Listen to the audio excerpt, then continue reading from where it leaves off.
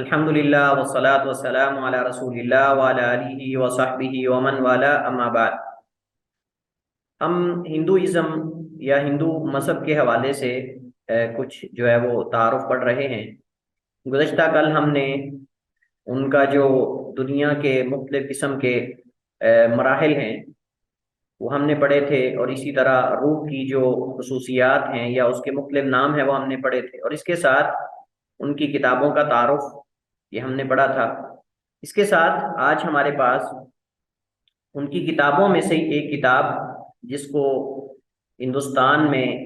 اور انڈیا میں بہت بڑی اہمیت دی جاتی ہے، جس کا نام گیتا ہے، اس گیتا کا تعارف ہم پڑھیں گے، اور اس کے بعد ان کے چند جو نظریات اور عقائد ہیں ان کی طرف ہم منتقل ہوں گے۔ اس کتاب کا پورا نام جو ہے وہ بھگوت گیتا ہے۔ بھگوت گیتا، گیتا در حقیقت یہ مہابھارت ہی کا ایک حصہ ہے، اور ہندو بھی اسے مہابھارت ہی کا حصہ سمجھتے ہیں۔ گیتا کے مصنف کا نام شری کرشن جی مہاراج ہے، اور حقیقت میں یہ جو گیتا کتاب ہے، اس کتاب کے یعنی یہ گیتا کتاب کے اندر زیادہ تر اس کے اندر جو ہے وہ یہ جو کرشنا ہے اس کے جو ارشادات ان کے نزدیک، یعنی اس کے ارشادات ہیں، اس کے اقوال ہیں، اور یہ چیزیں جو ہیں وہ اس کے اندر موجود ہیں گیتا کے اندر۔ اور وہ جو اس کے اقوال ہیں ان میں سے زیادہ تر اقوال کا تعلق جو ہے وہ جنگ کے حوالے سے، اور جو قتال ہے اس حوالے سے، جو تعلیمات ہیں لڑائی کے حوالے سے، جنگ کے حوالے سے، وہ اس کے اندر چیزیں موجود ہیں۔ تو اس کے مصنف جو ہے وہ کرشن جی مہاراج ہیں، کرشنا بھی کہتے ہیں۔ دراصل یہ ان نصیحتوں کا مجموعہ ہے جو کرشن جی مہاراج نے ارجن کو کی تھی، اور میں نے جیسے پہلے بتایا کہ اس کے اندر زیادہ تر کرشنا جی جو ہیں ان کے ارشادات اور فرامین ہیں جن کو یہ ارشادات سمجھتے ہیں، اور اس کے کل 18 ابواب ہیں جنہیں 3 حصوں پر تقسیم کیا گیا، اور ہر حصہ 6 ابواب پر جو ہے وہ مشتمل ہے۔ ڈاکٹر داس گپتا کا کہنا ہے کہ گیتا کوئی مستقل تصنیف نہیں بلکہ اس کی اکثر تعلیمات اپنشد سے ماخوذ ہیں، جس کا کل ہم نے تعارف پڑھا تھا۔ یہ معلوم نہیں ہو سکا کہ یہ کس دور کی تصنیف ہے، اور آج کل ہندوؤں کے یہاں اس کتاب کو تمام کتابوں میں سے زیادہ اہمیت دی جاتی ہے۔ وہ وجہ اس کی یہ ہے اس کے اندر جنگ کے حوالے سے اور قتال کی لڑائی کے حوالے سے تعلیمات ہیں کرشنا جی کی، اس وجہ سے اس کو زیادہ اہمیت دیتے ہیں۔ تو کیونکہ قدیم ویدوں میں جو تعلیمات دی گئی تھیں ہندوؤں نے انہیں بلا دیا تھا، عمل نام کی کوئی چیز ان کی زندگی میں نہیں تھی، ان کی زندگی میں جمود طاری ہو گیا تھا، تو ان کے اندر ایک حرکت پیدا کرنے کے لیے گویا کہ یہ کتاب کہتے ہیں کہ ہندوؤں کے لیے نشأت ثانیہ کا جو ہے وہ کردار ادا کر رہی ہے، اور ہندوؤں کے اندر وہ جو جمود تھا اور جو وہ عدم حرکت تھی وہ ختم ہو گئی ہے، اور کہتے ہیں کہ ان کے اندر ایک عجیب سی حرکت جو ہے وہ اب پیدا ہو گئی ہے۔ اور اس کی 2 وجوہات ہیں، جیسے میں نے پہلے ذکر کیا کہ ایک تو اس کے اندر چونکہ کرشنا جی کی جنگ کے حوالے سے تعلیمات ہیں، اس کے ارشادات ہیں، اور دوسرا یہ ہے کہ اس کے اندر جو ہے وہ ان کو وہ جو قدیم تعلیمات ہیں، جو ہندوؤں کی قدیم تعلیمات ہیں جو لوگ بھول چکے تھے، نئی نئی رسومات وغیرہ وہ لے چکے تھے، تو اس وجہ سے ان کو قدیم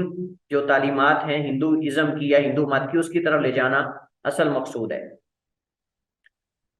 گیتا کے حوالے سے جو جواہر لال نہرو ہے پنڈت، اس کا کہنا ہے کہ آج ہندوؤں کے ہر فلسفے اور سوچ کا مرکز گیتا ہے۔ ہندو دھرم یعنی مذہب میں مارگ نجات کے طریقے،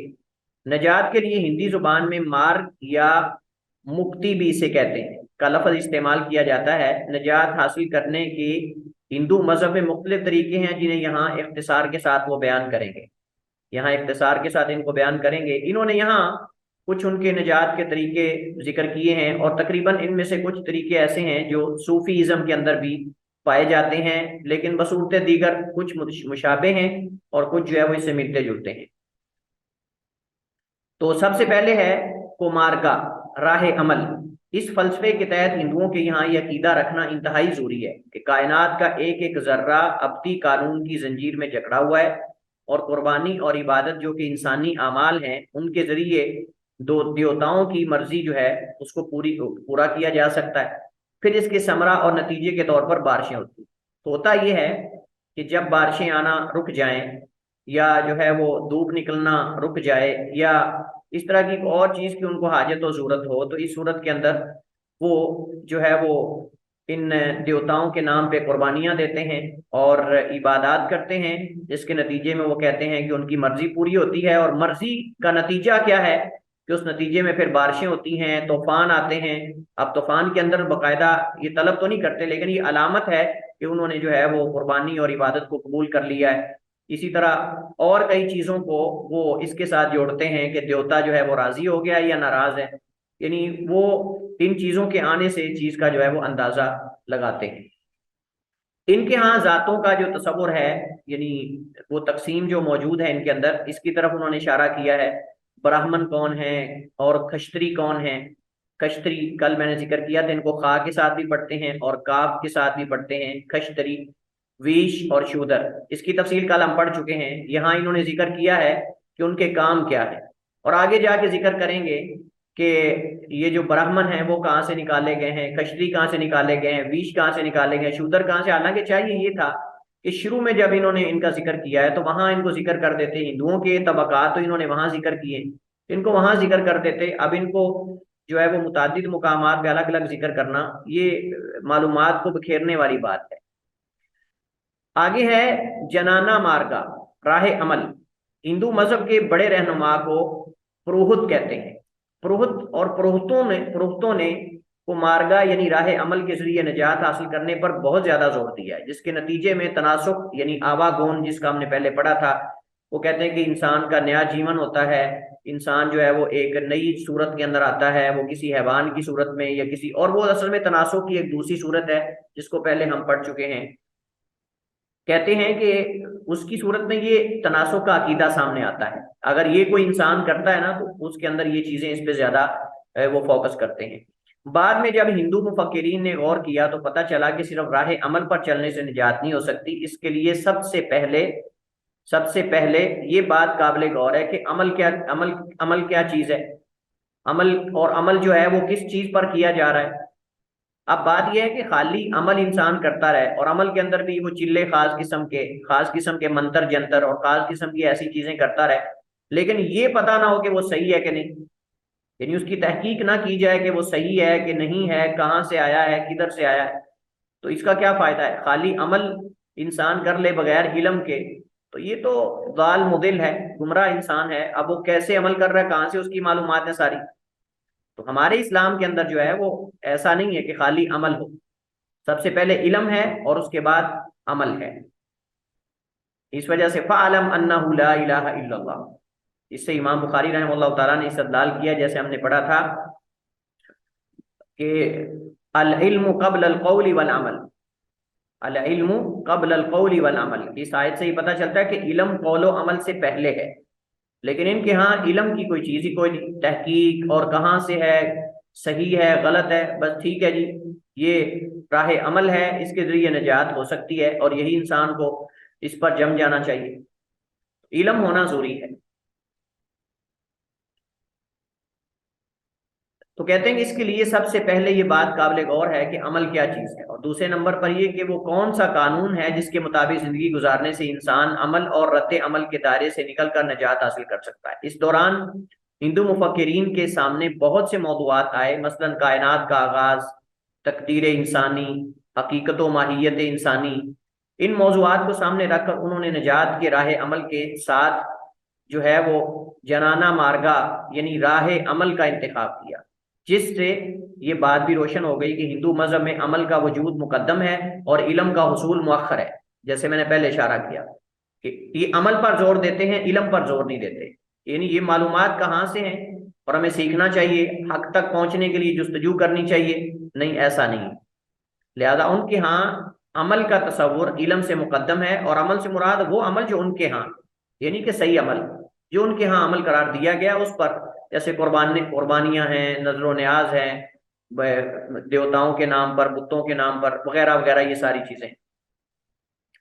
تو لہذا راہ علم کا تصور ان کے یہاں ثانوی ہے۔ اور جو اول درجے کا ان کے ہاں معتبر چیز ہے اول درجے کی، وہ ان کے ہاں راہ عمل ہے، جس کی طرف انہوں نے اشارہ کیا ہے۔ اس کے بعد ریاضت ہے، راہ ریاضت، جس میں انسان جو ہے وہ اپنی میں مارتا ہے، اور دوسرے لفظوں میں وہ جیسے صوفیزم کے اندر ہے نا، کہ انسان جو ہے وہ اپنے آپ کو جو ہے وہ کسی درخت کے ساتھ رسی کے ساتھ باندھ لے اور مخصوص ورد کرتا رہے حتیٰ کہ اس کے جسم میں کیڑے لگ جائیں، اور کیڑے پڑنے کے بعد جو ہے وہ فوت ہو جائے، یہ ذکر کرتے ہوئے۔ اور وہ اس کی تعویل کرتے ہیں کہ وَاعْبُدْ رَبَّكَ حَتَّىٰ يَأْتِيَكَ الْيَقِينُ، اللہ کی عبادت کرو حتیٰ کہ یقین آ جائے۔ یقین کیسے آ جائے جی؟ نہ نماز، نہ روزہ، نہ حج، نہ زکوٰۃ، کچھ بھی نہیں، بس ہو کا ورد کرتے رہو، اپنے آپ کو درخت کے ساتھ باندھ لو، جنگلوں صحراؤں کے اندر چلے جاؤ اور وہاں جا کے چلے کاٹو، بس ہو کا چلا کرو، یا جو ہے وہ اللہ کا چلا کرو، یا پھر کوئی اور ان کو ورد دے دیا جاتا ہے کہ آپ نے اتنے ہزار دفعہ کرنا ہے، اتنی راتوں میں کرنا ہے، فلاں طریقے سے کرنا ہے، ایک پہلو ادھر ہونا چاہیے، دوسرا پہلو ادھر ہونا چاہیے، یہ حالت ہونی چاہیے، فلاں جگہ جانا ہے، مڑ کے نہیں دیکھنا، یہ نہیں کرنا، بڑی عجیب یہ ساری ان سے لی گئی چیزیں ہیں ساری۔ تو کہتے ہیں کہ بگن مارگا جو ہے یہ راہ ریاضت کو کہتے ہیں۔ جس طرح مارگ کا معنی نجات ہے، اس طرح اس معنی کے لیے مکتی کا لفظ بھی استعمال ہوتا ہے، اور اس کا پس منظر یہ ہے کہ جس جماعت نے بنگالیوں کو پنجابیوں سے نجات دلائی اس کا نام مکتی بہانی تھا، اس کی مناسبت سے نجات کے لیے یہی لفظ استعمال ہونے لگا۔ مکتی حاصل کرنے کا تیسرا طریقہ ریاضت ہے، اس سے پہلے راہ عمل تھا، جسے بھگتی بھی کہا جاتا ہے۔ اس کی آسان تعریف یوں کی جا سکتی: محبت کے ساتھ ایک شخصی دیوتا کی پوجا کی جائے، ایک دیوتا اپنا اپنا بنا لیا جائے اور اس کی پوجا کی جائے، باقی ایک مشترکہ ہونا چاہیے سب کا، لیکن ایک ہر ایک کا علیحدہ علیحدہ ہونا چاہیے، یعنی ایک شخصی خدا پر ایمان رکھتے ہوئے اس سے ایسی محبت ہو کہ ہر چیز اس کے لیے وقف کر دی جائے۔ باقی مشترک بھی ہیں جو جن کی شیئرنگ بھی ہے، لیکن ایک کو کہتے ہیں کہ آپ جو ہے وہ اس کے اندر آپ اس کو دیگر کو اس کے اندر شامل نہ کریں۔ ریاضت یا بھگتی کا اصل ترجمہ وید ہے۔ ہندوؤں کی ابتدائی دور میں ریاضت پر اتنا زور نہیں دیا گیا تھا، لیکن موجودہ ہندوؤں کی میں نجات کے 3 طریقوں میں سے زیادہ اہمیت ریاضت یعنی اس طریقے کو ہے جو آخر میں ذکر کیا گیا، اور اس میں فاقہ کشی، نفس کشی، چلہ کشی اور مراقبہ کشی وغیرہ بھی داخل ہے، اور یہی چیزیں صوفیزم کے اندر ہے، سیم یہی چیزیں صوفیزم کے اندر ہیں۔ ہم اس وجہ سے ساتھ ساتھ جو ہے وہ یہ جو دیگر ہمارے اسلامی فرقے ہیں ان کے ساتھ بھی ان کا تقابل کرتے جا رہے ہیں، اور آخر میں انشاءاللہ اس کے بعد ہمارے پاس موضوع آ رہا ہے کہ ہندوازم کا اسلام کے ساتھ تقابل، اور اس کے اندر کئی چیزیں یہاں صاحب کتاب ذکر کریں گے، انشاءاللہ وہاں بھی ہم تبصرہ کریں گے۔ لیکن جیسے میں نے ذکر کیا کہ صوفیزم کے اندر یہ جو چلے کاٹنا ہے جنگلوں کے اندر صحراؤں کے اندر جا کر، اور اس کے اندر نماز روزہ نہیں ہوتا، یہ بات ذہن نشین کر لیں آپ، میں نے اس وقت بھی بتایا تھا جب ہم نے ان کے بارے میں کچھ چیزیں پڑھی تھیں، تو ابھی بھی میں یہی بتا رہا ہوں، وضاحت کر رہا ہوں کہ ان کے ہاں یہ جو چلے کاٹنے والے ہوتے ہیں ان کے ہاں نماز وغیرہ نہیں ہوتی، نماز روزہ حج زکوٰۃ وغیرہ یہ کچھ بھی نہیں ہوتا، بس وہ سمجھتے ہیں کہ آپ جو ہے وہ اپنے دل کو جاری کریں مخصوص طریقے سے، اور دل جاری کرنے کے بعد آپ ایک خاص چلہ لے لیں، خاص ورد لے لیں، اور اس ورد کا آپ نے چلہ کرنا ہے 40 دن کا، 20 دن کا، 10 دن کا، اور اس کے لیے مخصوص مقامات ہوتے ہیں، حتیٰ کہ جیسے میں نے بتایا تھا کہ بعض صوفی جو ہیں وہ اپنے آپ کو درخت کے ساتھ باندھ لیتے ہیں رسی سے اچھی طرح، اور ہو کا ورد کرتے ہیں حتیٰ کہ جسم میں کیڑے پڑ جاتے ہیں، کھانا نہیں کھاتے، پیتے نہیں، کچھ نہیں کرتے، حتیٰ کہ مر جاتے ہیں، اور اس کو قرآن کریم کی آیت جو ہے وَاعْبُدْ رَبَّكَ حَتَّىٰ يَأْتِيَكَ الْيَقِينُ کہتے ہیں فنا فی اللہ ہو جاؤ، کیا ہو جاؤ؟ فنا فی اللہ ہو جاؤ، یعنی اللہ میں فنا ہو جاؤ، اپنے آپ کو فنا کر لو، دنیا فانی ہے۔ یہ کون سا طریقہ ہے فنا ہونے کا؟ یہ کون سا طریقہ ہے فنا ہونے کا کہ انسان اپنے آپ کو ہلاک کر لے، کچھ کھائے نہ، کچھ پیے نہ، درختوں کے ساتھ باندھ لے، کیڑے چڑھتے رہیں اوپر، بچھو چڑھتے رہیں، سانپ چڑھتے رہیں، جوئیں پڑ جائیں سر کے اندر، بڑی بڑی موٹی موٹی جوئیں پڑ جائیں، جیسے جو ہے وہ کوئی بچھو ہوتے ہیں یا کوئی بڑے بڑے کاکروچ ہوتے ہیں، اتنی بڑی بڑی جوئیں سر میں پڑ جائیں اور دور سے گن آئے، اور یہ کیا ہے؟ یہ جی فنا فی اللہ ہو رہا ہے۔ یہی چیزیں ان سے لی گئی ہیں ساری۔ یہاں ذکر کر رہے ہیں ہندوؤں میں ذات پات کی تفریق، یہ ہم کل پڑھ چکے ہیں، اس کی دوبارہ وضاحت کی ضرورت نہیں ہے۔ ہم نے کہا کہ براہمن اور اس طرح جو ہے وہ کشتری اور ویش اور شودر کو سب سے آخر میں رکھا جاتا ہے، اور وہ اس وجہ سے کہتے ہیں کہ اس کو خدا نے جو ہے یعنی جو ان کا جو دیوتا ہے یا ان کا جو الہ ہے اس نے اپنے پاؤں سے پیدا کیا ہے، اور یہ حقیر ہیں، اور یہ گزشتہ 3 طبقوں کی خدمت کے لیے ہیں، جیسے یہاں صاحب کتاب نے اس کی طرف اشارہ کیا، اور وید کے اندر اس بات کی وضاحت موجود ہے۔ وید کے لیے براہمن پیدا کیا گیا ہے، حکومت کے لیے کھشتری پیدا کیا گیا ہے، اور کاروبار کے لیے ویش پیدا کیا گیا، اور دکھ اٹھانے کے لیے شودر پیدا کیا گیا۔ کہتے ہیں کہ مسلمانوں کے اندر بھی ذات پات کی تفریق جو ہے وہ شاید ہندوؤں سے متاثر ہو کر ہمارے اندر بھی یہ چیز جو ہے منتقل ہو گئی ہے۔ بعض خاندان جو ہے وہ اپنے آپ کو اعلیٰ سمجھتے ہیں اور وہ کسی دوسرے خاندان میں رشتہ کرنا گوارا نہیں کرتے، اور وہ سمجھتے ہیں کہ ہم جو ہے وہ سید زادے ہیں، اور سید زادے جو ہیں وہ اپنا نسب خراب نہیں کرتے، یہ ہے وہ ہے، اس طرح کی باتیں، یہ فلاں فلاں جو ہے وہ قوم سے تعلق رکھتا ہے اور فلاں فلاں سے رکھتا ہے، لہٰذا ہم تو ان سے تعلق نہیں بنائیں گے، ان سے رشتہ نہیں کریں گے، یہ چیزیں۔ لیکن اس کو اسلام نہیں ہم کہیں گے، یہ چند جاہل مسلمانوں کا طرز عمل ہے، یہ اسلام نہیں ہے۔ اسلام کے اندر جو ہے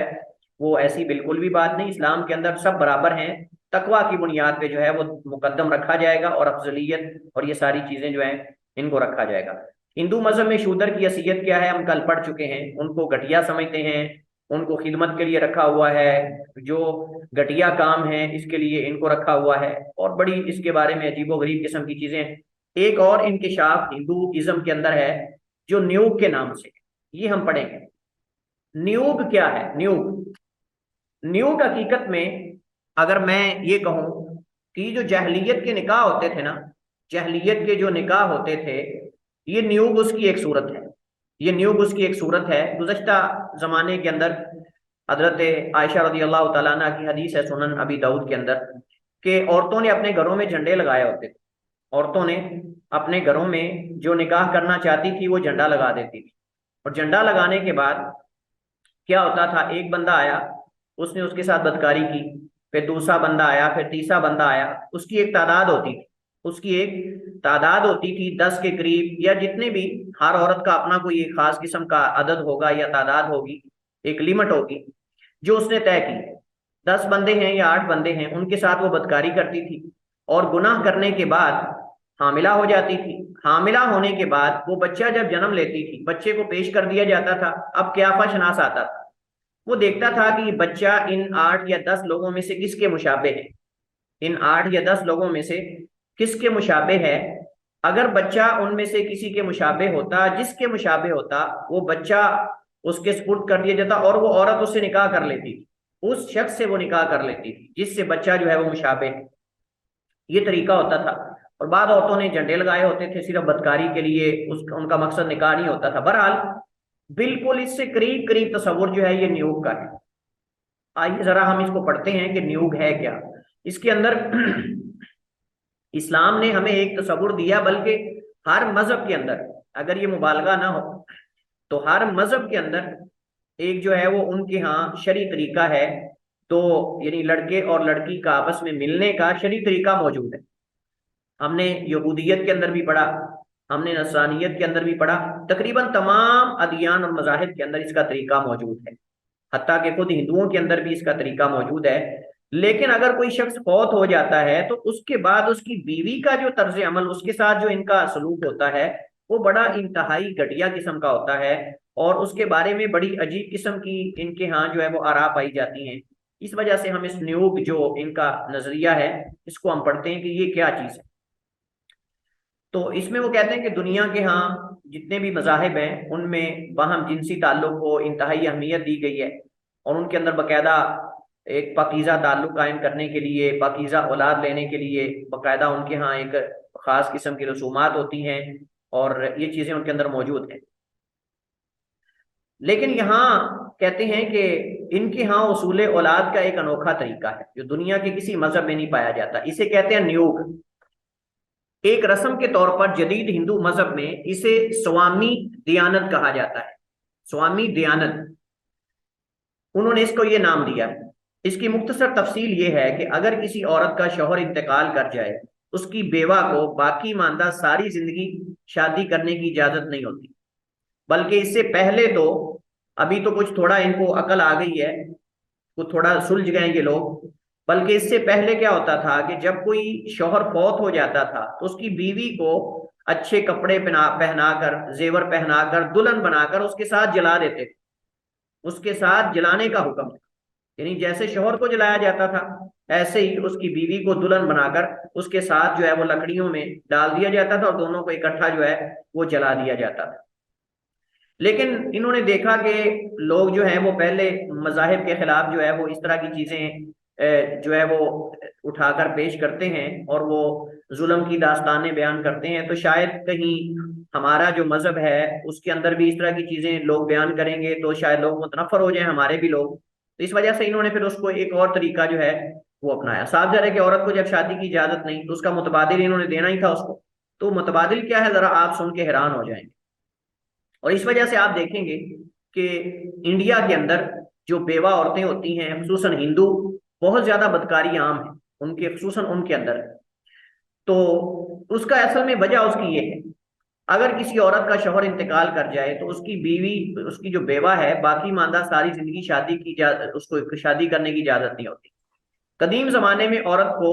ستی کر دیا جاتا تھا، یعنی شوہر کی نعش کو جلانے کے ساتھ ساتھ بیوی کو بھی دلہنوں والے کپڑے پہنا کر آگ میں جلا دیا جاتا۔ تاہم اب یہ رسم متروک ہو چکی ہے۔ شاید کوئی چیدہ کہیں کسی خاندان کے اندر ایسا ہوتا ہو وہاں، لیکن اس کا یعنی کئی دیہاتوں میں، کہیں دور دراز علاقوں میں جہاں میڈیا وغیرہ اس طرح کی چیزیں نہ ہو، ورنہ آج تک یہ میڈیا پہ آ جانی تھی یہ چیز، شاید کہیں ہوتا ہو، لیکن اصل یہ کہ یہ ختم ہو چکی رسم، اب اس کے متبادل آ چکی۔ اس کی جگہ نیوگ کی رسم کو جاری و ساری کیا جاتا ہے، ستی کی جگہ نیوگ آ گیا ہے، اور وہ یہ ہے کہ بیوہ عورت دوسری شادی تو نہ کرے، البتہ اپنی جنسی جذبے اور شہوت کو تسکین دینے اور اولاد پیدا کرنے کے لیے کسی بھی غیر محرم مرد سے ہم بستری کر سکتی، بلکہ ایک نیوگ کا اور بھی ان کے ہاں آپشن موجود ہے۔ یہ تو ہے کہ بیوہ عورت، ان کے ہاں اگر کوئی بے اولاد عورت ہے اور وہ شادی شدہ ہے تو وہ کسی دوسرے مرد سے تعلق قائم کر کے بھی اولاد لے سکتی ہے۔ اگر اس کا شوہر بیمار ہے، یا اس سے بچہ نہیں ہو رہا، تو وہ کسی دوسرے مرد سے بھی، باوجود اس کے کہ وہ منکوحہ ہے، وہ شادی شدہ ہے، وہ کسی دوسرے مرد سے تعلق قائم کر کے بیٹا لے سکتی ہے، اولاد لے سکتی ہے۔ یہ ان کے ہاں یہ بھی آپشن موجود ہے، یعنی اسی کی ایک دوسری صورت کہتے ہیں۔ اسی طرح نیو کا ایک پہلو یہ بھی ہے کہ اگر کسی عورت کا شوہر تو موجود ہو لیکن اس سے اولاد نہ ہوتی ہو تو وہ کسی غیر مرد سے ازواجی تعلق قائم کر کے اولاد پیدا کر سکتی، اور اس عورت کو یہ اجازت 10 مردوں تک سے ہم بستری ہونے تک وسیع ہے، یعنی 10 مردوں کے ساتھ وہ یہ غلط تعلق قائم کر سکتی ہے۔ جیسے میں نے آپ کو وہ جاہلیت کی مثال دی تھی کہ وہ 8 9 10 اس نے ایک کوٹا رکھا ہوتا تھا کہ اتنے مردوں سے اس نے بدکاری کرنی، اس کے بعد حاملہ ہوگی اور پھر ان میں سے ایک شوہر جو ہے وہ سلیکٹ کرے گی بچے کی مشابت کو دیکھ کر۔ چلیے جی، کہتے ہیں سوامی دیانند کے مطابق شادی یا نیوگ کے ذریعے مرد و عورت کو 10 بچے پیدا کرنے کی اجازت ہے۔ اگر شادی شدہ مرد دھرم کی خاطر کسی اور ملک میں چلا جائے تو عورت 8 سال انتظار کرے، حصول علم کے لیے سفر کی صورت میں 6 سال، اور اکتساب رزق یعنی روزی کمانے کے لیے سفر کی صورت میں 3 سال تک انتظار کرنے کے بعد عورت نیوگ کے ذریعے اولاد پیدا کر سکتی ہے۔ لو، اتنی کھلی چھٹی ہے ان کے اندر۔ اگر شوہر جو ہے وہ 3 سال تک جو ہے وہ کاروبار روزی کمانے کے لیے باہر بیرون ملک گیا ہوا ہے تو وہ غلط تعلق قائم کر کے اولاد لے سکتی ہے، چھوٹ ان کے یہاں موجود ہے۔ مادہ اور روح کے بارے میں ہندو عقیدہ کیا ہے اس کو چھوڑ دیں، ہم اگلے موضوع کی طرف چلتے ہیں۔ اگلا موضوع جو ہمارے پاس وہ ہے ہندو مذہب اور دین اسلام کا تقابلی جائزہ۔ ہم نے گزشتہ جو ہم نے 2 مذاہب پڑھے ہیں، یہودیت اور نصرانیت، اس کے اندر تو ہم نے ان کی ہر چیز کے اندر ساتھ ساتھ جو ہے وہ تقابل پیش کیا تھا اسلام کے ساتھ، کتابوں کے حوالے سے، عقائد کے حوالے سے، یوم آخرت کے حوالے سے، انبیاء کے حوالے سے، ساتھ ساتھ ہم نے جو بھی ان کے عقائد اور نظریات پڑھے تھے ہم نے باقاعدہ ساتھ ساتھ اس کا تقابل جو ہے وہ اسلام کے ساتھ کیا تھا کہ اسلام کے اندر عیسیٰ علیہ السلام کے بارے میں قرآن کے اندر کیا عقیدہ ہے، مریم کے بارے میں، اور اس طرح جو ہے وہ اللہ تعالیٰ کی ذات کے بارے میں، انبیاء کے بارے میں، یوم آخرت کے بارے میں، اور یہ ساری چیزوں کے ہم نے وہاں ساتھ ساتھ جو ہے وہ ہم نے تقابل بھی کیا تھا۔ لیکن ہندوازم جو ہے وہ چیزیں میں نے ساتھ ساتھ ذکر کی ہیں جیسے کل اور اس دن بھی، لیکن یہاں باقاعدہ انہوں نے ایک عنوان دے کر اس کو تقابل کرنے کی کوشش کی ہے، اور چند ایک جو نمایاں چیزیں ہیں جو ہمارے اسلام کے اندر ہیں ان کے ساتھ ان کی نمایاں چیزوں کا جو ہے وہ تقابل کریں گے۔ مثلا پیغمبر کا تصور سب سے پہلی چیز وہ ذکر کر رہے ہیں، پیغمبر کا تصور کیا ان کے اندر موجود ہے؟ تو صحیح بات یہ ہے کہ جو موجودہ ہندو ہیں ان کے اندر کوئی پیغمبر کا، رسول کا کوئی تصور موجود نہیں ہے۔ صرف ان کے ہاں جو ان کی کتابیں ہیں، ان کے مصنفین جو ہیں، جو راویان ہیں، روایت کرنے والے، اس کو بیان کرنے والے، ان کو رشی کہا جاتا ہے، جیسے کل ہم نے پڑھا تھا، رشی یعنی روایت کرنے والا، اور اس کو رسول بھی وہ کہتے ہیں، اس کو رسول کا درجہ دیتے ہیں۔ جو رشی ہوتا ہے کتابوں کو پڑھنے والا یا روایت کرنے والا، لیکن صحیح بات یہ ہے کہ ان کے ہاں باقاعدہ رسول کا کوئی تصور نہیں، جیسے میں نے کل ذکر کیا تھا، توحید کا ان کی کتابوں میں باقاعدہ کوئی تصور نہیں، کوئی واضح عقیدہ نہیں ہے، بالکل ایسے جیسے نصارہ کے ہاں کوئی توحید اللہ کی وحدانیت کا واضح اس وقت عقیدہ موجود نہیں ہے، وہ تینوں کے اندر جو ہے وہ تینوں کو ایک کے اندر جو ہے وہ تصور کرتے ہیں، اور کبھی کوئی واضح ان کا عقیدہ موجود نہیں، تذبذب کا شکار ہیں، اضطراب کا شکار ہیں۔ ایسے ہی ہندوازم کے اندر بھی کوئی واضح جو ہے وہ نہ تو پیغمبر کے بارے میں کوئی عقیدہ اور تصور ہے، اور نہ ہی الہ کے بارے میں کوئی واضح تصور جو ہے، توحید کے بارے میں کوئی واضح تصور ملتا ہے۔ البتہ کہیں کہیں وہ ایک معبود کی بات کرتے ہیں، لیکن وہ ایسی ایک معبود کی بات کرتے ہیں کہ اس کی شخصیت ہی وہ اور کوئی مانتے ہیں، یعنی ہم اللہ تعالیٰ کی شخصیت کو اور طریقے سے تسلیم کرتے ہیں اور ایمان لاتے ہیں، لیکن وہ ایسی شخصیت کے جو نہ احمر ہے، نہ بلیک ہے، نہ وائٹ ہے، نہ چھوٹا ہے، نہ بڑا ہے، نہ فلاں ہے، نہ ہوا ہے، نہ رنگ ہے، نہ وہ آپ نے کل پڑھا ہے، تفصیلات ہم نے پڑھی ساری، وہ ایک عجیب سی شرطیں لگاتے ہیں، یعنی وہ ایک ایسی شخصیت ہے جو شخصیت ہی نہیں ہے، بالکل ایسے جیسے جہمیہ جو ہیں وہ اللہ تعالیٰ کے اسماء و صفات کا انکار کرتے ہیں، اور اللہ تعالیٰ کو ایک ایسی ذات تصور کرتے ہیں جس کا کوئی وجود ہی نہیں۔ ہر موجود چیز کے نام ہوتے ہیں، اس کی صفات ہوتی ہیں، لیکن جہمیہ کے ہاں اللہ تعالیٰ ایک ایسی ذات ہے نعوذ باللہ جو جس کا نہ کوئی نام ہے نہ اس کی صفات ہیں، یہ تو گویا کہ ایک معدوم چیز ہی ہے، گویا کہ ایک معدوم چیز ہے کہ آپ معدوم کو پوج رہے ہیں۔ اس وجہ سے کہتے ہیں کہ المعطل یعبد عدما والمشبہ یعبد صنما، جو معطل تعطیل کرنے والا ہوتا ہے وہ عدم کی پوجا کرتا ہے، ایک معدوم چیز جو ہے ہی نہیں، اور جو مشبہ ہوتا ہے تشبیہ دینے والا وہ بت کی پوجا کر رہا ہوتا ہے۔ تو بہرحال جیسے ہم نے کہا کہ ان کے ہاں جو موجودہ ہندو ہیں ان کے اندر تو پیغمبر کا، رسول کا کوئی تصور موجود نہیں ہے، البتہ جو قدیم آریہ قوم سے تعلق رکھنے والے ہیں ان میں سے کچھ لوگ ایسے موجود ہیں جو وہی الہام اور ہدایت وغیرہ کے قائل ہیں۔ اسلام کے اندر تو باقاعدہ یہ لازمی نتیجہ ہے، اسلام کے اندر نبی کا، رسول کا تصور جو ہے وہ یقینی اور حتمی ہے، اور ہم اس پر ایمان رکھتے ہیں، بلکہ ہم تمام انبیاء پر ایمان رکھتے ہیں، بلکہ ہمارا یہ ایمان ہے کہ اللہ تعالیٰ فرماتا ہے وَمَا كُنَّا مُعَذِّبِينَ حَتَّى نَبْعَثَ رَسُولًا،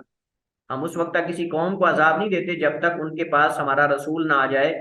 اور رسول کی تعلیمات نہ پہنچ جائیں۔ لہٰذا ایسی قومیں کہ جن تک رسولوں کی تعلیمات نہیں پہنچی، کسی بھی رسول کی تعلیمات نہیں پہنچی، ان کی اللہ تعالیٰ جو ہے وہ پکڑ نہیں کرے گا، کہ اللہ تعالیٰ نے قرآن کریم میں ذکر کیا وَمَا كُنَّا مُعَذِّبِينَ حَتَّى نَبْعَثَ رَسُولًا، ہم عذاب نہیں دینے والے کسی کو حتیٰ کہ ہم رسول بھیجتے ہیں۔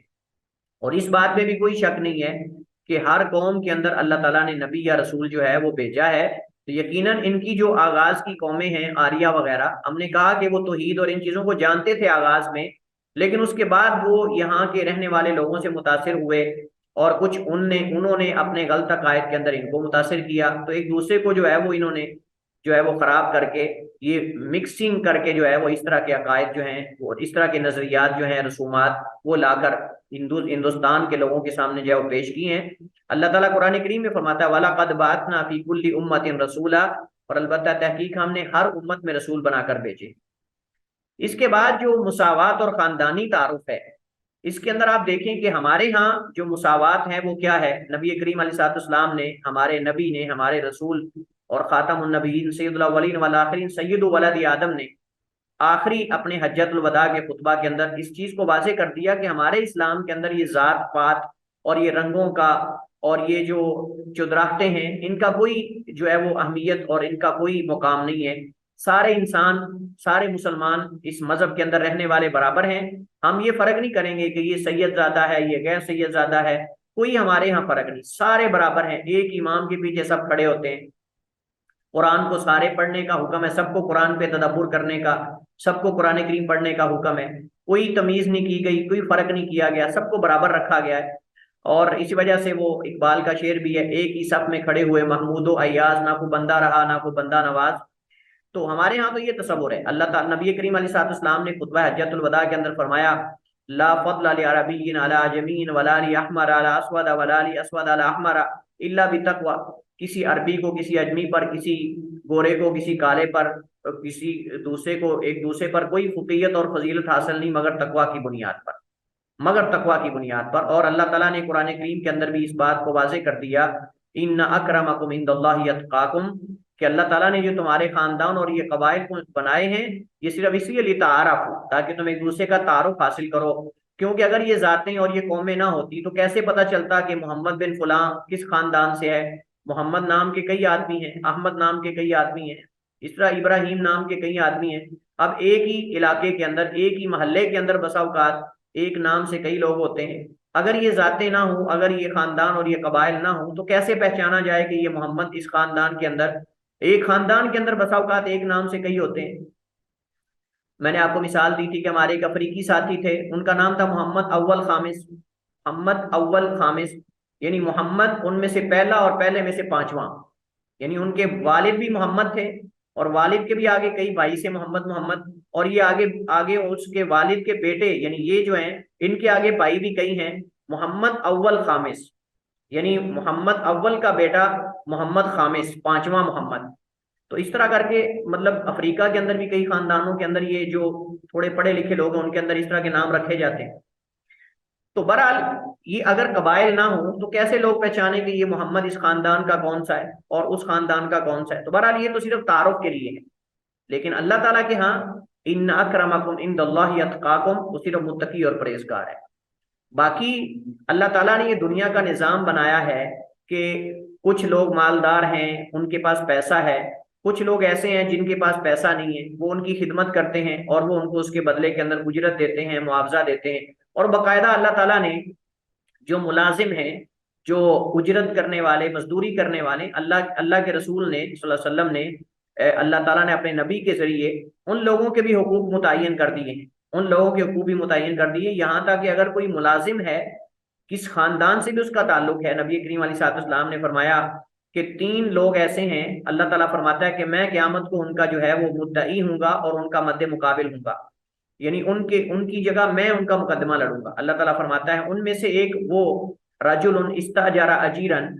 رجلا استاجر اجیرن فاستوفى منه، کہ ایک آدمی، وہ آدمی کہ جس نے کوئی ملازم رکھا، کوئی جو ہے وہ مزدوری پر رکھا اور اس سے مزدوری فل کروا لی لیکن اس کی مزدوری نہ دی، لیکن اس کی مزدوری یا اس کا پورا اجر نہ دیا اس کو،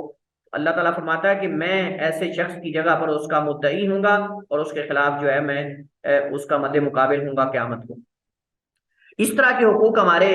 ایک حدیث کے اندر اللہ کے نبی نے فرمایا کہ مزدور جو ہے اس کی اجرت اس کے پسینہ خشک ہونے سے پہلے تو آپ یہاں سے اندازہ لگا سکتے ہیں کہ ہمارے اسلام کے اندر کیا جو ہے وہ کس قدر انسان کی اہمیت ہے۔ لیکن ان کے ہاں یہ جو طبقات بنائے گئے ہیں، آپ یہاں سے اندازہ لگا سکتے ہیں ان کے تعصب کا، کہ ان کے اندر کس قدر تعصب ہے۔ اس وجہ سے پہلی بات تو یہ کہ اپنے مذہب کے اندر کسی دوسرے کو آنے نہیں دیتے، اور اگر کوئی آ جائے تو اس کو شودر شمار کرتے ہیں، یہ بات ذہن میں رہے، اپنے مذہب کے اندر کسی کو آنے نہیں دیتے پہلی بات، اور اگر کوئی آ بھی جائے تو اس سے یہ ویش، کھشتری، برہمن شمار نہیں کرتے، ان کا درجہ نہیں دیتے، برہمن کا یا کھشتری کا یا ویش کا، بلکہ شودر کا درجہ دیتے ہیں، تو سمجھتے کہ یہ جو ہے وہ جو ان کا الہ ہے اس کے پاؤں سے پیدا کیے گئے، اور لہٰذا ان سب کا کام پہلے 3 طبقوں کی خدمت ہے، یہ ہمارے لیول پہ نہیں آ سکتے، لہذا ان کو شودر میں شمار کرتے ہیں۔ اور اسی طرح جو پاکستان، جو انڈیا کے اندر جو مسلمان لوگ رہتے ہیں ان کے ساتھ بھی شودر والا رویہ کرنے کی کوشش کرتے ہیں، ان کو شودر ہی سمجھا جائے، اور وہ شودر سمجھتے ہیں، اس وجہ سے کئی علاقوں کے اندر جو ہے باقاعدہ ظلم بھی ڈھائے جاتے ہیں اور جو ہے وہ زیادتی بھی کرتے ہیں، اور اس طرح جو ہے وہ مختلف قسم کے واقعات آپ سنتے رہتے ہیں۔ تو یہ انہوں نے یہاں اس پوری بحث کے اندر ذکر کیا ہے، جس کا میں نے خلاصہ آپ کے سامنے ذکر کر دیا ہے۔ عقیدہ توحید، ہم نے کہا کہ ان کے اندر کوئی ایک الہ کا عقیدہ موجود نہیں، ان کے ہاں،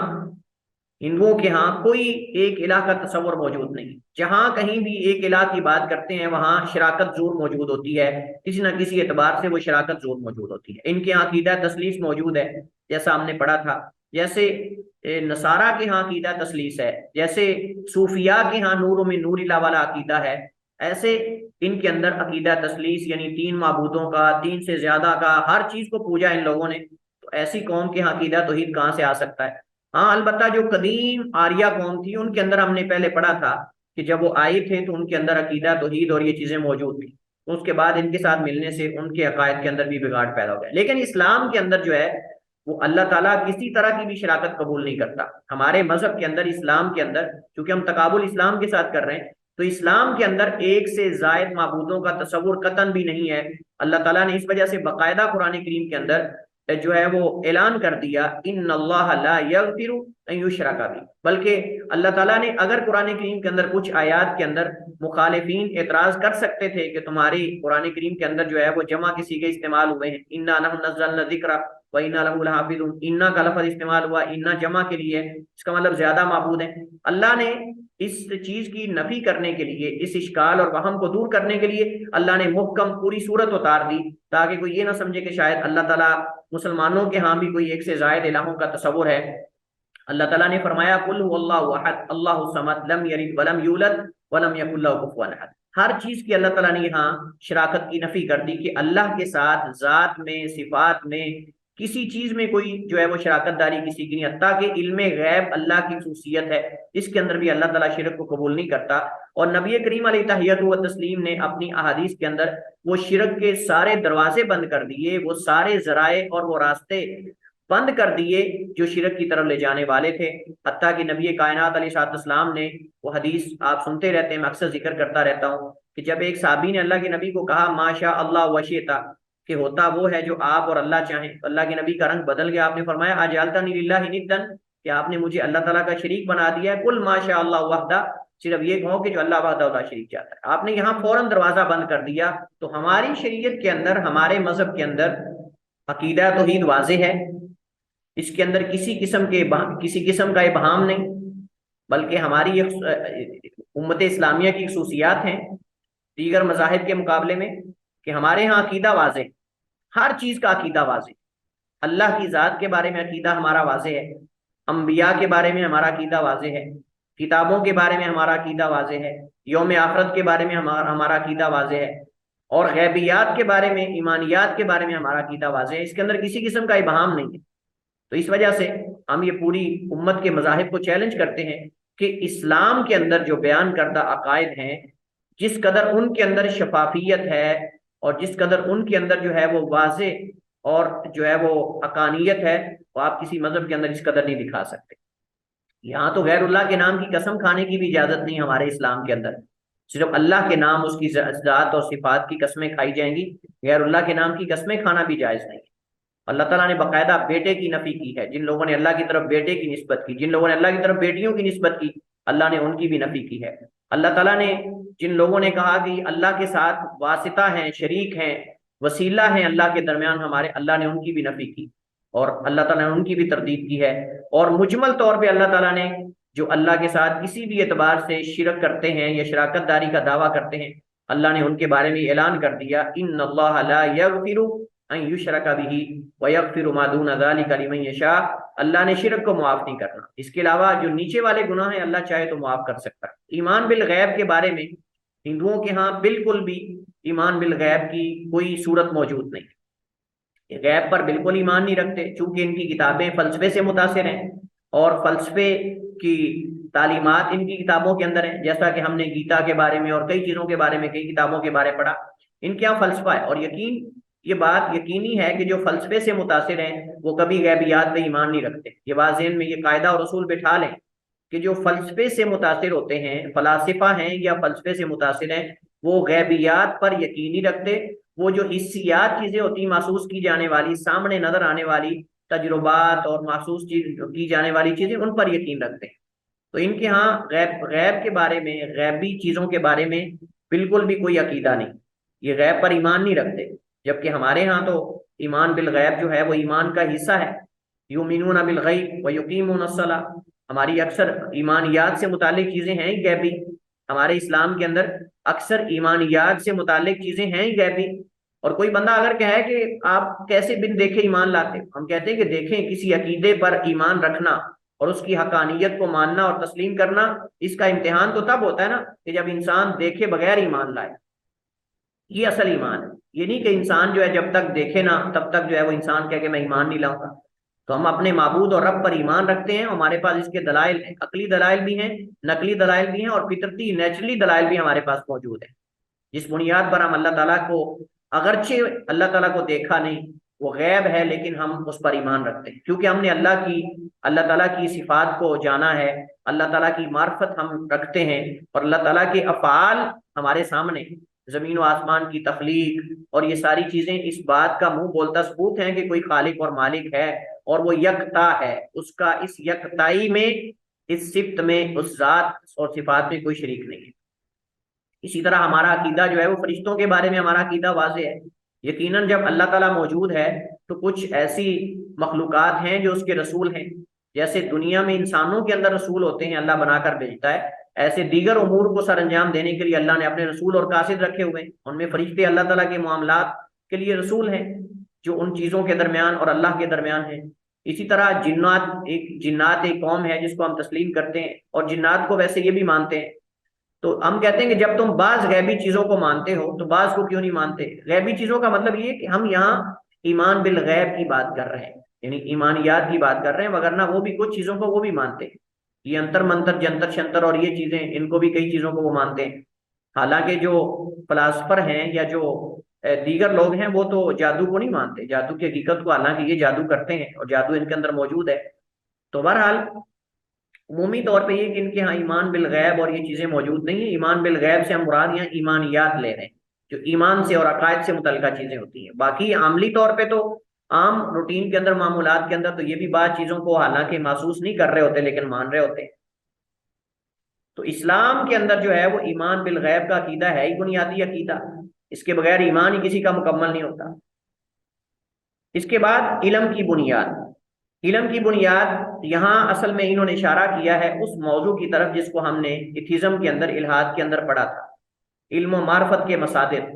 علم و معرفت کے مصادر ہم نے کہا تھا کہ خبر کا دار و مدار جو ہے وہ قوت سامعہ، قوت باصرہ، شامہ، ذائقہ اور لامسہ، سننے کی طاقت، دیکھنے کی، سونگھنے کی، چکھنے کی حواس پر ہوتا ہے. اور اس طرح ہم نے کہا تھا کہ لوگوں میں جو اختلاف ہے یہ حقیقت میں علم و معرفت کے مصادر کے مختلف ہونے کی وجہ سے ہے. جو جس مصدر کو یا جس وسیلے اور ذریعے کو زیادہ معتبر سمجھتا ہے وہ اس پر ایمان رکھتا ہے، دوسروں کو وہ صحیح نہیں سمجھتا. اگر کوئی عقل پر اعتماد کرتا ہے، عقل کو ذریعہ سمجھتا ہے علم و معرفت کا، تو وہ عقل کو ہی سب کچھ سمجھتا ہے. اگر کوئی جو ہے وہ حواس کو سمجھتا ہے تو وہ حواس کو ہی سب کچھ سمجھتا ہے. اس طرح اگر کوئی جو ہے وہ تجربے کو سمجھتا ہے، مشاہدے کو، تو وہ تجربے کو ہی ہر کوئی سمجھتا ہے سب کچھ، وہ باقی چیزوں کو غلط سمجھتا ہے. ہم نے کہا کہ اس میں اعتدال ہونا چاہیے، افراط و تفریط نہیں ہونا چاہیے. اور اعتدال یہ ہے کہ ہم کہیں گے کہ اصل یہ ہے کہ جتنے بھی یہ وسائل ہیں علم و معرفت کے، جو مصادر ہیں، یہ جو سورسز اور وسائل ہیں جن سے انسان علم اور معرفت لیتا ہے، ان کا دائرہ کار محدود ہے. عقل ہو، فطرت ہو، یا جو ہے وہ دیگر جو چیزیں ہم نے پڑھی تھی، وہ ساری ان کا دائرہ کار محدود ہے سوائے وحی کے. وحی ایک ایسی چیز ہے کہ جس کا نتیجہ حتمی ہے اور جس کا حق ہونا، سچ ہونا واضح ہے، اور اس کا دائرہ کار محدود نہیں ہے کہ ہم کہیں کہ نہیں اس کے باہر جو ہے وہ ہم نہیں لیں گے، یہ ایسی بات ہے، ایسا نہیں ہے. تو لہذا یہ علم و معرفت کے جو مصادر ہیں اس حساب سے جو ہے وہ لوگوں کے اندر یہ اختلاف ہے. تو ہم کہتے ہیں کہ یہ ساری چیزیں جن پر تم اعتماد کرتے ہو، اگرچہ ان کا ایک عمل دخل ہے، ان کی مداخلت ہے حقائق کو جاننے میں، لیکن ایک محدود درجے تک ہے، ایک محدود حد تک ان کی لمٹ ہے. لیکن وہی جو ہے وہ ان لمٹڈ ہے، اس کی کوئی حد نہیں ہے. جو ہمیں چیزیں بتائی جائیں گی وہ ہماری عقل کو پہنچتی یا نہیں پہنچتی، ہمیں اس کو تسلیم کرنا ہوگا، کیونکہ ہماری عقل ان تک نہیں پہنچ سکتی. تو جب عقل ان تک نہیں پہنچ سکتی، ان کا احاطہ نہیں کر سکتی، ان کو معلوم نہیں کر سکتی، تو پھر ہم جو ہے وہ عقل کو کیوں ہر چیز کے صحیح یا غلط ہونے کا معیار بنا لیں. اسی طرح ان کے ہاں جو ضابطۂ حیات کے حوالے سے چیزیں ہیں، صحیح بات یہ ہے کہ ان کی کتابوں کے اندر اور ان کی تعلیمات کے اندر اور ان کے اندر باقاعدہ زندگی گزارنے کا کوئی ضابطہ اور اصول نہیں ہے. ہندوازم کے اندر زندگی گزارنے کا باقاعدہ کوئی ضابطہ اور اصول نہیں، جبکہ ہمارا دین جو ہے اس کے اندر باقاعدہ ضوابط ہیں، قواعد ہیں، اصول ہیں. اسلام اور قرآن اور اسلام کی تعلیمات مکمل ایک ضابطۂ حیات ہیں، اس کے اندر ایمانیات ہیں، اس کے اندر اخلاقیات ہیں، اس کے اندر عبادات ہیں، اس کے اندر معاملات ہیں، معاشرت ہے، رہن سہن ہے، طلاق ہے، نکاح ہے، تجارت ہے، خرید و فروخت ہے، اخلاقیات ہیں، آداب ہیں، اور اسی طرح جو ہے وہ آخرت اور پتہ نہیں کیا کیا چیزیں اس ہمارے اسلام کے اندر، حتیٰ کہ طہارت اور یہ ساری چیزیں جو اسلام کے اندر باقاعدہ ایک نظام ہر چیز کا موجود ہے، جو ہم نے گزشتہ ہمارے جو ہے لیکچر کے اندر اصول الدعوہ کے اندر ہم نے اسلام کی خصوصیات کے اندر یہ ساری چیزیں پڑھی تھیں۔ تو ایک ضابطۂ حیات ہے اسلام۔ اسلام انسان کو ایک زندگی دیتا ہے، ایک تصور دیتا ہے، لیکن ان کے ہاں نہ کوئی زندگی نہ کوئی تصور ہے، کوئی تصور نہیں ان کے ہاں، کسی چیز کے بارے میں کوئی چیز کلیئر نہیں، ہر چیز کے اندر یہ تذبذب کا شکار ہیں، ہر چیز کے اندر اضطراب کا شکار ہیں۔ لا الہ الا ولا الہ الا، نہ ان کے اندر مذبذبین بین ذالک، کوئی اگر غلط چیز ہو تو کم از کم اس پہ پختگی تو ہونی چاہیے، لیکن یہ اس پہ بھی پختہ نہیں۔ اگر غیر اللہ کے علاوہ کوئی اور الہوں کے قائل ہیں تو کم از کم ایک پر اکتفا کر لیں، دو پر اکتفا کر لیں، تین پر اکتفا کر لیں۔ ان کو تو مینڈک پر بھی اکتفا نہیں، بچھو پر، سانپ کو پوجا ہے، بچھو کو پوجا ہے، کچھوے کو پوجا ہے، شرمگاہوں کو پوجا ہے، ہر چیز کو پوجا ان لوگوں نے، پھر بھی ان کو یقین نہیں آ رہا کہ ہم صحیح کر رہے ہیں یا غلط کر رہے ہیں۔ دیکھیں کچھ ایسے مذاہب ہوتے ہیں کہ ان کے اندر ان کے یہاں کچھ عقائد ہوتے ہیں جن پر وہ کبھی ان سے انحراف کرنے کی کوشش نہیں کرتے، ان پر بڑے پکے ہوتے ہیں، لیکن ان کے ہاں کوئی پختہ عقیدہ ہے ہی نہیں، ہر سال کوئی نہ کوئی نئی چیز ہوتی ہے۔ اگر ان کے ہاں غیر اللہ کے ایک سے زائد الہوں کا تصور ہے تو وہ بھی ایک نہیں نا، چلے کم از کم اس کی تعداد ہی خاص کر لیں، ایک دو تین چار پانچ کر لیں، وہ بھی تو محدود نہیں ہے، وہ بھی ان لمیٹڈ ہے، ان کی بھی کوئی لمٹ نہیں ہے، ان کی بھی کوئی حد نہیں ہے، وہ بھی جناب لانے ہی لانے لگی ہوئی ہیں۔ اور اس کے اندر بھی پھر کوئی بڑے پیٹ والا ہے، کوئی چھوٹے پیٹ والا ہے، کوئی ٹیڑھے پیٹ والا ہے، کوئی اس طرح ہے، کوئی اس طرح ہے، مطلب اس کے اندر بھی کوئی ایک چیز نہیں، اپنی جیسے ان کے دل کے اندر خیالات آتے ہیں اس کے مطابق وہ اپنا الہ بنا کے بیٹھ جاتے ہیں۔ آپ دیکھیں کہ یہ کیسا انسان ہے کہ جو اپنا الہ اپنی رائے سے بناتا ہے، اپنی سوچ سے بناتا ہے کہ میں نے اپنا الہ ایسے بنانا ہے۔ کیسے بنانا ہے جی؟ الہ کو خود بنا رہا ہے اور خود بنا کر اس کو کھڑا کر کے اسی سے مانگ رہا ہے۔ تو ہے ایسی عقل پر کہ جو ایسے انسان پر کہ جو خود اپنے مائنڈ میں ایک الہ کا جو ایک کنسپٹ ہے وہ بناتا ہے، اس کو ٹیڑھا میڈا جیسے بھی ہے، اور پھر اس کو بناتا ہے، گڑتا ہے، اور پھر اس کو رکھ دیتا ہے، اس کے سامنے سجدہ ریز ہو جاتا ہے اور اسی سے مانگتا ہے اور اسی کو سمجھتا ہے کہ یہ نفع نقصان کا مالک ہے۔ یہ کیسی بات ہے؟ یہ اللہ نے عقل دی ہے، ہمیں عقل استعمال کرنی چاہیے، ہمیں حق تک پہنچنے کے لیے ہمیں تحقیق کرنی چاہیے کہ ہم صحیح کر رہے ہیں یا غلط کر رہے ہیں۔ انسان ایسے عقل کو بند کر کے ہمیشہ غلط کام ہی نہ کرتا رہے، حتیٰ کہ انسان کو اپنے تمام اعمال کی خبر لینی چاہیے۔ حاسبوا قبل ان تحاسبوا، اپنا محاسبہ کرو قبل اس کے تمہارا محاسبہ کیا جائے۔ تو کیسے یہ معبودان ہیں کہ جن کو خود انسان گڑھ رہا ہے اور پھر وہ بھی اپنی فکر سوچ کے مطابق اس کو موٹا بنانا ہے، اس کو پتلا بنانا ہے، اس کو اس طرح بنانا ہے، اس کو اس طرح بنانا ہے، اور کھڑا کر کے اس کو پوجنے لگ گیا۔ سبحان اللہ۔ تو اس مذہب کے اندر کوئی باقاعدہ کوئی ضابطۂ حیات نہیں ہے، کوئی اصول نہیں ہے، کسی چیز کے بارے میں اصول کلیئر نہیں ہے۔ تو یہ گویا کہ یہودیت، نصرانیت اور ان سے بھی زیادہ آپ سمجھ لیں کہ یہ غیر گزرے کہ ان کے یہاں کوئی ضابطۂ حیات ہی موجود، ان کے اندر چلے بعض چیزوں کے اندر تو کچھ ضوابط موجود ہیں۔ عالمگیریت، اسلام کی عالمگیریت جو ہے ایک عالمگیر مذہب۔ عالمگیر کا مطلب یہ ہے کہ پوری دنیا کا کوئی شخص بھی کلمہ توحید پڑھ کر اسلام میں داخل ہو سکتا ہے، یہ عالمگیریت ہے اسلام کی۔ پوری دنیا کا ہر انسان مکلف ہے، اسلام کو قبول کرنے کی دعوت سب کو ہے اور سب پابند ہیں۔ ہر انسان کے لیے لازم ہے کہ نبی کائنات کی نبوت کو تسلیم کرے، آپ پر ایمان لائے، اور ایمان لانے کے لیے کوئی بڑے بڑے سون نہیں ہے، کوئی بڑی بڑی رسومات نہیں ہے کہ ٹپ تیار کرو، کوئی رنگ تیار کرو، کوئی ڈھول بجانے والا ہو، کوئی خاص قسم کے رنگ لگانے والا ہو، خاص قسم کے کپڑے پہن کے آؤ، نہیں، کوئی اس کے اندر باقاعدہ تکلف نہیں ہے۔ کلمہ توحید زبان سے اگر کسی نے ادا کر لیا ہے تو اسلام میں داخل ہو، اسلام کی تعلیمات کی پابندی کر لے۔ دین اسلام اتنا آسان دین ہے، لیکن کسی کو اگر وہ اسلام کا پیغام اس کو پہنچ گیا ہے، اسلام کی حقانیت اس تک پہنچ گئی ہے، تو اس کے باوجود بھی اگر وہ اسلام کو نہیں قبول کرتا تو اس صورت کے اندر وہ بندہ جہنمی ہے، چاہے یہودی ہو چاہے نصرانی ہو۔ نبی کریم علیہ الصلوۃ والسلام نے فرمایا کوئی یہودی یا نصرانی جس کو میرا پیغام پہنچے اور میرے اوپر ایمان لے کر نہیں آتا الا دخل النار، مگر وہ آگ میں داخل ہوگا۔ اس پر ہم پہلے بات کر چکے ہیں۔ لیکن یہاں کیا بات ہے، ہم نے کہا کہ جو جو یہود ہیں وہ بھی تو کسی کو یہودی ہونے کی اجازت نہیں دیتے، اور نہ اپنے کسی بندے کو نکلنے کی اجازت دیتے ہیں، نہ کسی یہودن کی شادی کرتے ہیں، وہ شادی بھی آپس میں کرتے ہیں۔ ہندو دھرم کے اندر، ہندو مذہب کے اندر بھی تقریباً اس کے قریب قریب چیزیں ہیں، وہاں بھی وہ ہندوؤں سے مسلمان تو ہو جاتے ہیں لیکن کسی دوسرے کو ہندو مذہب کے اندر نہیں آنے کی اجازت۔ اور جیسے ہم نے کہا کہ اگر کوئی آئے گا بھی ہندو مذہب کے اندر تو وہ شودر شمار کیا جائے گا، جو سب سے نچلا طبقہ ہے، یہ نچلی ذات اور گھٹیا ذات میں سے اس کو شمار کرتے ہیں اگر وہ ہندو ہو بھی جاتا ہے۔ تو اسلام کو یہ عالمگیریت حاصل ہے کہ اسلام کے اندر پوری دنیا کے کسی کنارے سے کسی طرف سے جو بھی چاہے وہ داخل ہو سکتا ہے، کالا ہو گورا ہو، کوئی انگریز ہو، کوئی اردو بولنے والا ہو، انگلش بولنے والا ہو، فارسی بولنے والا ہو، کوئی جس خاندان سے بھی تعلق رکھتا ہے بس وہ کلمہ پڑھ کے اسلام میں داخل ہو سکتا ہے۔ لیکن ان کے ہاں خاص قسم کی رسومات ہیں، خاص قسم کے ایام ہیں، اور مخصوص لوگوں کے پاس جانا پڑتا ہے، اور پھر اگر کوئی ان میں داخل ہو بھی جاتا ہے تو اس کو نچلے طبقے میں سمجھا جاتا ہے۔ بلکہ ہمارے ہاں تو مسلمانوں کے اندر اگر کوئی مسلمان ہو جائے تو لوگ اس کو مسلمان آنکھوں پہ سارا آنکھوں پہ بٹھا لیتے ہیں، لوگ اس کو پروٹوکول دیتے ہیں۔ سعودی عرب کے اندر آپ دیکھیں کئی ہندو مسلمان ہوئے، کئی چائنی مسلمان ہوئے، باقاعدہ ان کے لوگ ان کو پیسے دیتے ہیں، ان کے ساتھ تعاون کرتے ہیں، ان کو سہولیات دیتے ہیں، ان کو بڑے احترام سے جو ہے وہ اچھا لباس پہنایا جاتا ہے اور اس کو اپنا بھائی سمجھا جاتا ہے۔ بلکہ وہاں باقاعدہ ہم نے اپنی آنکھوں سے دیکھا ان کو باقاعدہ ملتے ہیں، گلے ملتے ہیں ان کو۔ آپ تصور کریں گے ایک بندہ اپنے مذہب کو چھوڑ کر، پتہ نہیں وہ پاک بھی ہے کہ نہیں، اس کا جسم کیسا ہے، کیا صورتحال ہے،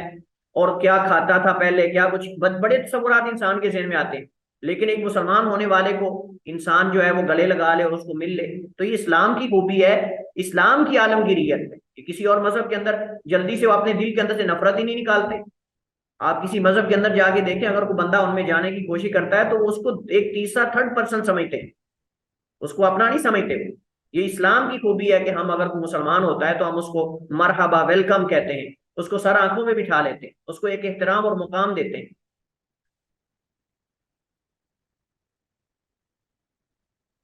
اللہ کے نبی علیہ السلام نے فرمایا قل یا ایھا الناس انی رسول اللہ علیکم جمیعا، اللہ فرماتا ہے کہ اے نبی فرما دیجئے کہ اے لوگوں میں تم سب کی طرف اللہ کا رسول بنا کر بھیجا گیا۔ یہ عالمگیریت ہے اسلام کی جو اس آیت کے اندر بیان ہوتی ہے۔ اور اسی طرح نبی صاحب نے فرمایا انما ارسلت الی الناس کافہ او بعثت الی الناس کافہ، میں تمام لوگوں کی طرف مبعوث نبی بنا کر بھیجا گیا ہوں۔ یہ اللہ کے نبی کی خصوصیت ہے تو دیگر انبیاء کی نہیں۔ نجات کے طریقے ہم نے ان کے طریقے بڑے پیچھے، ریاضت ہے، عمل ہے، فلاں فلاں، لیکن ہمارے ہاں دو شرطیں ہیں، علم اور عمل۔ علم اور عمل، اور عمل کے اندر دو شرطیں ہیں جو میں نے پہلے بھی کئی دفعہ ذکر کی ہیں، ایک اخلاص ہے اور دوسرا نبی کی مطابقت ہے، نبی کریم علیہ السلام کی سنت کی مطابق۔ یہ عمل کی قبولیت کی دو شرطیں ہیں۔ یہ ہمارے ہاں یہ جو چلے ہیں، یہ جو خاص قسم کے اوراد ہیں اور فنا فی اللہ ہونا، یہ چاہے صوفی ازم کے اندر ہو چاہے ہندوازم کے اندر ہو، جہاں کی ہمارے ہاں یہ تصور موجود نہیں بالکل بھی۔ نہ اسلام اس کا مکلف کسی کو بناتا ہے کہ آپ باہر جنگلوں میں جا کے جھونپڑی بنا کے اور وہاں چلے کاٹو اور وہاں جا کے جو ہے وہ رہبانیت اختیار کر لو، ایسا اسلام کی تعلیمات نہیں۔ تناسخ یا جہان نو، تناسخ اور جہان نو کے بارے میں ہم پہلے آواگون کے اندر بھی پڑھ چکے ہیں، اور اس سے پہلے ہم جو ہے وہ ہم نے پہلے سمیسٹر میں جب عقیدہ پڑھا تھا تب بھی ہم نے تناسخ کے حوالے سے جو ہے وہ پڑھ چکے ہیں۔ نکاح اور نیوگ اس کے بارے میں ہم پڑھ چکے ہیں۔ تصور اسلام کے اندر یہ تصور موجود نہیں، تناسخ کا تصور اسلام کے اندر نہیں۔ اسلام کے اندر یہ ہے کہ جب انسان کوئی فوت ہوتا ہے تو فوت ہونے کے بعد وہ اپنی جزا اور سزا اپنے بدن پر پاتا ہے، اس کے جسم اور روح دونوں کو جزا اور سزا ہوتی ہے اور دونوں چیزیں وہ محسوس کرتا ہے۔ بلکہ ابن قیم رحمہ اللہ تعالیٰ نے کتاب و روح کے اندر یہ لکھا ہے کہ انسان کی مرنے کے بعد جو انسان کی روح کا بدن کے ساتھ تعلق ہے وہ دنیا سے بھی زیادہ مضبوط ہو جاتا ہے، وہ دنیا سے بھی زیادہ مضبوط ہو جاتا ہے، اور وہ قبر میں جا کر وہ دنیا کے مقابلے میں جو اس کو اذیتیں پہنچتی تھیں وہ اگر قبر میں عذاب ہوتا ہے تو اسے زیادہ محسوس کرتا ہے، اور اگر نعمتیں پہنچ رہی ہیں تو لذت زیادہ محسوس کرتا ہے۔ فوت ہونے کے بعد۔ لیکن ان کے ہاں ایک عجیب ہی تصور ہے کہ فوت ہونے کے بعد ایک نئی شکل میں آ جاتا ہے۔ اسلام کے اندر ایسا کوئی تصور نہیں ہے، بلکہ باقاعدہ جو ہے وہ حدیث کے اندر آتا ہے، نبی کریم علیہ الصلوۃ والسلام نے فرمایا کہ کوئی جنتی جو ہے وہ دنیا میں آنے کی تمنا نہیں کرے گا سوائے شہید کے، جو بار بار تمنا کرے گا کہ اے رب مجھے دوبارہ بھیجو، میں تیری راہ میں جو میں نے شہادت کا مزہ پایا ہے، لذت شہادت میں پائی ہے تیری راہ میں اپنی گردن کٹوانے میں، جو میں نے لذت محسوس کی ہے، میں چاہتا ہوں کہ بار بار وہ لذت مجھے ملے، اور بار بار تیری ذات کے لیے، تیرے کلمے کی بلندی کے لیے، تیرے دین کی سر بلندی کے لیے دشمن کی تلوار کے نیچے میرا سر ہو، پھر کاٹا جائے، پھر صحیح ہو جاؤں، پھر کاٹا جائے، پھر صحیح ہو جاؤں۔ یہ شہید ہی ہے جو جنت میں جا کے دوبارہ دنیا میں آنے کی تمنا کرے گا، اور اگر کوئی جہنم میں چلا جاتا ہے تو اسے دوبارہ نکلنے کی اجازت نہیں دی جاتی، بلکہ اسی کے اندر وہ لٹا دیے جاتے ہیں، اور اس سے کسی کو نکلنے کی اجازت نہیں، کیونکہ اللہ فرماتا ہے علیہا ملائکۃ غلاظ شداد لا یعصون اللہ ما امرہم وَيَفْعَلُونَ مَا يُؤْمَرُونَ، اس پر بڑے ہیوی قسم کے اور مضبوط جسموں کے مالک، بڑے بڑے جسموں کے مالک، اور بڑے بڑے حجم والے، بڑے بڑے قد و قامت والے مضبوط ترین فرشتے ہیں، ملائکۃ غلاظ شداد لا یعصون اللہ ما امرہم، جو اللہ ان کو حکم دیتا ہے اس کی خلاف ورزی نہیں کرتے، اور جو اللہ حکم دے وہی کرتے ہیں۔ تو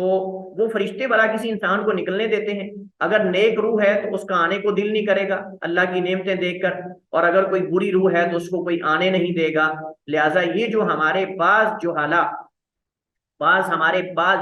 کے اندر یہ تصور ہے نا کہ روحیں آتی ہیں جمعرات کو اور کھانا دیتے ہیں گھروں میں جا کے، اور وہ کھانا کھاتی ہیں، اور فلاں ہے فلاں ہے، یہ ان لوگوں سے لیا گیا تصور ہے یہاں تناسخ سے۔ یہ جو تناسخ کا ان کا عقیدہ ہے نا کہ روحیں مختلف چیزوں کی صورت میں آتی ہیں، اچھا ہو تو اچھے جانور کی صورت میں۔